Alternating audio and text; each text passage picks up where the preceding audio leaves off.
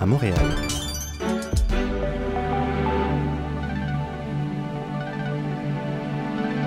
La matinale RCF, le grand invité.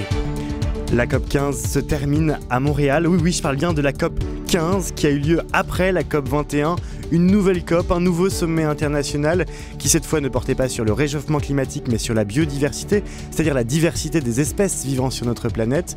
Une diversité menacée puisque nous assistons en ce moment à une des grandes extinctions de masse de l'histoire de notre planète. Alors cette COP était particulièrement attendue, elle s'achève aujourd'hui, un projet d'accord a été rendu public hier soir. Pour en parler, nous sommes ce matin avec Tatiana Giraud, bonjour. Bonjour. Vous êtes biologiste de l'évolution, directrice de recherche au CNRS, membre de l'Académie des sciences, professeur longtemps à l'école polytechnique. Tatiana Giraud, à quoi ça sert cette deuxième COP, sachant qu'on a déjà eu une COP 21 il n'y a pas longtemps ? Alors c'est une COP qui se focalise spécifiquement sur l'effondrement de la biodiversité, alors que la COP 21 se focalisait sur les problèmes climatiques. Alors les deux problèmes sont liés évidemment et interdépendants, mais c'est important de vraiment examiner les problèmes spécifiques de l'effondrement de la biodiversité et comment est-ce qu'on peut la freiner, voire l'arrêter. Parce que c'est vrai que quand on pense COP 21, on met un peu tout dans le même panier, toutes les problématiques écologiques. Qu'est-ce que la biodiversité a de particulier ou de singulier ? Donc c'est la biodiversité, c'est les différentes formes du vivant, autant les différentes espèces, la génétique, la diversité génétique. Et la biodiversité, globalement, nous rend énormément de services. Enfin, on tire énormément de services de la biodiversité. Les plus connus, c'est la pollinisation, la fertilisation des sols, mais aussi éviter l'érosion, éviter les crues. Ça stocke beaucoup de carbone, donc c'est lié au changement climatique. Mais la pollinisation, par exemple, alors c'est lié au changement climatique parce que les dérèglements climatiques impactent les pollinisateurs, mais en soi, la diversité biologique, on tire des services de cette diversité qui n'est pas directement liée au climat. Le réchauffement climatique, on voit les conséquences concrètes, on voit des incendies, on a bien une image. Est-ce que l'extinction de masse dont on parle sur la biodiversité, elle va avoir des impacts concrets pour nous ? Oui, et elle en a déjà. Donc, par exemple, il y a un effondrement catastrophique des populations d'insectes. Il y a 70% des insectes qui ont disparu en 30 ans. Donc pour ceux qui conduisaient dans les années 70, ils se rappellent peut-être que leur pare-brise souvent était couvert d'insectes après un long voyage. C'est plus du tout le cas actuellement.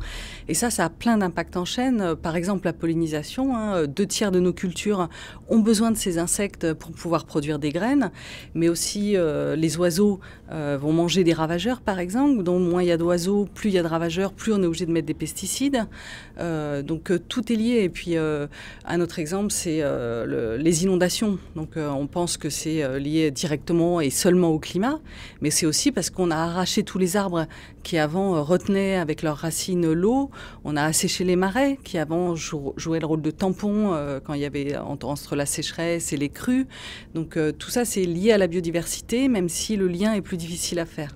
Et pour répondre à ces enjeux sur la biodiversité, il y avait cette COP 15 à Montréal. Un projet d'accord a été rendu hier soir. Selon les termes de ce projet d'accord, est-ce que selon vous, on va y arriver ? Est-ce que cet accord, il est optimiste, il est ambitieux ? Il n'est pas assez ambitieux. Le problème, c'est qu'il faudrait des choses très chiffrées et contraignants, et ce n'est pas le cas. Pourtant, chiffré, il y a des chiffres dans ce projet d'accord, notamment ce 30% qui était un des grands objectifs de cette COP 15, c'est-à-dire 30% de la surface de la terre et des mers qui sont protégées, où la biodiversité est protégée.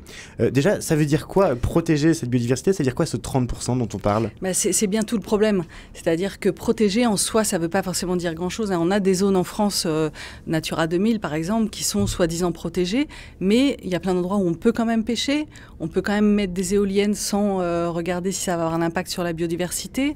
Donc c'est pas non plus sanctuarisé et c'est pas non plus, c'est pas réellement toujours protégé. Mais même quand c'est pas toujours protégé, ce que ça signifie, c'est on cherche à avoir 30% de la surface du globe qui soit sans intervention humaine, ça où la biodiversité est autonome, on n'y touche pas. Alors ça serait l'idéal. Mais quand on parle de 30% protégés, on n'en est pas encore là. D'accord. Mais donc ça veut dire qu'effectivement, par exemple, c'est l'homme ne chasse pas, l'homme ne pêche pas dans ces 30%. Ça serait l'idéal, oui. Ok. Et donc ça, c'est pour le 30%. Il y a un autre volet qui est un volet financier avec 20 milliards pour la biodiversité. À quoi ça sert, ce 20 milliards ? C'est en partie pour aider à protéger les aires et aussi en partie pour aider, par exemple, les pays en développement à protéger la biodiversité. Parce que c'est vrai que la biodiversité est principalement autour des tropiques. C'est des zones très riches en biodiversité. Mais c'est aussi des pays qui ont envie de se développer et qui n'ont pas forcément toujours les moyens de protéger la biodiversité là où elle est. Et donc, c'est aussi un moyen de les aider à protéger. Quand vous dites la biodiversité est principalement autour des tropiques, ça veut dire que le plus grand nombre d'espèces différentes se situent autour des tropiques ? Oui, c'est ça. Et donc, dans ces zones-là, on a énormément de biodiversité. Ce qu'on entend aussi beaucoup, c'est qu'on a affaire à une grande extinction de masse. Qu'est-ce que ça signifie concrètement, cette extinction de masse ? Donc, par exemple, on estime qu'il y a à peu près 8 millions d'espèces sur Terre, et dont 1 million sont réellement menacées à court terme. Donc c'est vraiment, et à un rythme qui n'a jamais eu lieu. C'est-à-dire qu'il y a eu des grandes extinctions de masse, on pense aux dinosaures, l'extinction du Crétacé, mais et là ce qu'il faut bien voir, c'est que c'est un rythme où ça n'a jamais eu lieu. Il y a une étude scientifique qui dit que les mammifères, par exemple, qui disparaîtraient dans la prochaine décennie si on continue à ce rythme-là, il faudrait 10 millions d'années pour qu'elles se régénèrent par évolution. Donc c'est un rythme effroyable. Et en plus, un des problèmes, des causes de la perte, de l'effondrement de la biodiversité, c'est que les habitats sont détruits. Et donc il n'y aurait même pas les endroits pour que se régénère une biodiversité. Dans quelle mesure l'homme est responsable de cette extinction de masse ? Complètement, à 100%. Donc les causes principales d'effondrement de la biodiversité actuelle, c'est la destruction d'habitats, l'urbanisation, la déforestation, etc., le réchauffement climatique, les invasions biologiques aussi, le fait que l'être humain, par le transport, les voyages, déplace plein d'espèces. De temps en temps, par exemple, il y a plein de rats ou de serpents qui ont été introduits sur des îles involontairement par des bateaux. Et ils ont fait disparaître plein d'espèces d'oiseaux parce qu'ils mangeaient leurs œufs. Et les oiseaux sur des îles n'avaient pas évolué de défense contre des prédateurs. Donc ces introductions d'espèces exotiques dans des nouveaux milieux créent aussi une forte menace sur la biodiversité. Et une des principales menaces, surtout dans nos contrées, c'est les pesticides. Le fait de répandre autant de pesticides et surtout ce qui se fait actuellement, c'est qu'en fait on enrobe les semences de pesticides. Donc ils sont là tout le temps dans la plante, ils ruissellent dans le sol, il y a 70% de ce qu'on enrobe qui part dans le milieu, donc on empoisonne tout. Ce que répondent à ça les agriculteurs, c'est qu'en France, on utilise moins de pesticides qu'ailleurs. Je pense notamment aux pays d'Amérique latine ou d'Europe de l'Est. On tue toute notre biodiversité, donc on en utilise trop, beaucoup trop, et vraiment, c'est pas utile. Le pesticide, donc c'est ces intrants qui sont là pour détruire un petit peu des espèces non nécessaires ou considérées comme invasives pour la production de masse. Face à toutes ces problématiques, cette COP15 est donc, pour reprendre ce que vous disiez, sans doute pas suffisamment ambitieuse. Pour vous, qu'est-ce qu'il faudrait pour protéger cette biodiversité ? Comment est-ce qu'on pourrait prendre conscience ou en tout cas changer les choses ? En fait, c'est assez simple. Il suffit de regarder qu'est-ce qui détruit la biodiversité et puis les arrêter. Et c'est pas si compliqué que ça. Souvent, on est un peu dans un mode de pensée que il faut trouver une nouvelle solution, il faut trouver une solution technologique, alors que souvent, ça amène des nouvelles catastrophes. Alors que si un des objectifs, par exemple, de la COP15, c'était de forcer à réduire de 2/3 l'utilisation des pesticides. Et vraiment, en fait, ça rend les sols plus fertiles. Il y a vraiment des solutions fondées sur la nature qui fait que c'est tout à fait faisable et que ça rendrait le système à la fois plus productif et même pour la santé humaine, ça serait bien meilleur. Donc déjà, arrêter au maximum les pesticides, par exemple faire juste des traitements au moment où il y a des maladies et pas enrober les graines pour que ça se diffuse en permanence dans les milieux, arrêter de détruire les habitats, d'urbaniser sans réfléchir, de déforester. Donc, aller chercher. Des fois, les gens disent qu'est-ce que je peux faire moi ? Déjà, acheter des choses qui sont sans pesticides, qui ne répandent pas des pesticides dans l'environnement, qui vont pas acheter à l'autre bout de la planète, déforester à l'autre bout de la planète.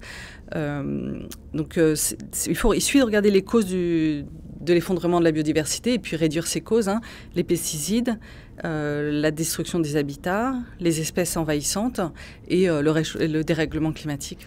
Le dérèglement climatique, il y avait cette COP21 il y a peu, un des grands sujets c'était l'équilibre entre le Nord et le Sud, le fait que le Nord était responsable de la majeure partie des émissions de gaz à effet de serre notamment. Est-ce que pour la biodiversité, il y a ce même conflit entre pays du Nord et pays du Sud ? Oui, c'est exactement la même chose. comme on disait tout à l'heure, une grande partie de la biodiversité, par exemple en Amazonie, ils demandent à ce que les pays du Nord aident les pays du Sud, ce qui est tout à fait logique. Et il y a d'autres points de tension assez particuliers à la biodiversité, qui est par exemple le partage des ressources génétiques. Donc effectivement, jusque-là, les pays développés faisaient leurs recherches, par exemple en Amazonie, trouvaient une nouvelle molécule pour un nouveau médicament et retiraient tous les bénéfices de la mise sur le marché de ce médicament. Maintenant, les pays du Sud demandent à ce qu'il y ait un partage de ces ressources génétiques et que si quelque chose a été découvert sur leur sol, ils en tirent aussi bénéfice. Il n'y a jamais eu autant d'extinction d'espèces. Est-ce qu'il y a aujourd'hui des apparitions d'espèces ? En travaillant sur le sujet de la biodiversité, je m'interrogeais si aujourd'hui il y a quand même des signes d'espoir, peut-être des nouvelles espèces qui apparaissent. Oui, alors il y en a toujours évidemment. Un cas assez connu, c'est les moustiques dans le métro londonien qui se sont adaptés à la chaleur, au fait qu'il n'y a pas d'hiver et qu'on fait une nouvelle espèce. Donc dans le métro londonien, voilà. Il y a un nouveau moustique. Voilà. Après, nous, l'homme, par de la domestication, l'être humain génère des nouvelles espèces domestiquées. Mais ce qu'il faut bien voir, c'est un problème d'équilibre et de taux.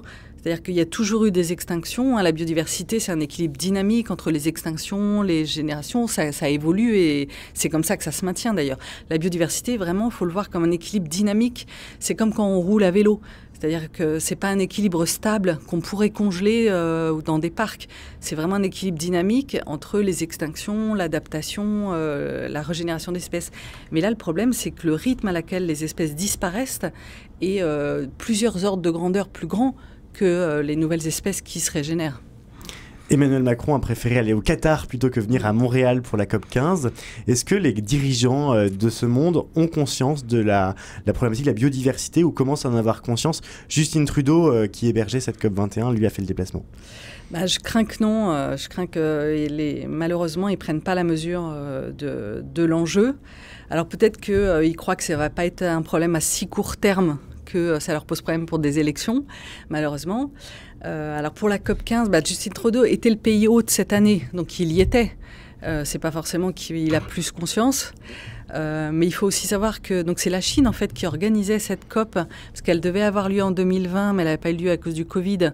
Et c'est la Chine qui n'a pas envoyé d'invitation aux chefs d'État. Donc ils n'ont pas été invités. C'est noté. Merci beaucoup Tatiana Giraud d'avoir été l'invitée de RCF ce matin pour parler de cette COP15 sur la biodiversité qui s'achève à Montréal. Merci.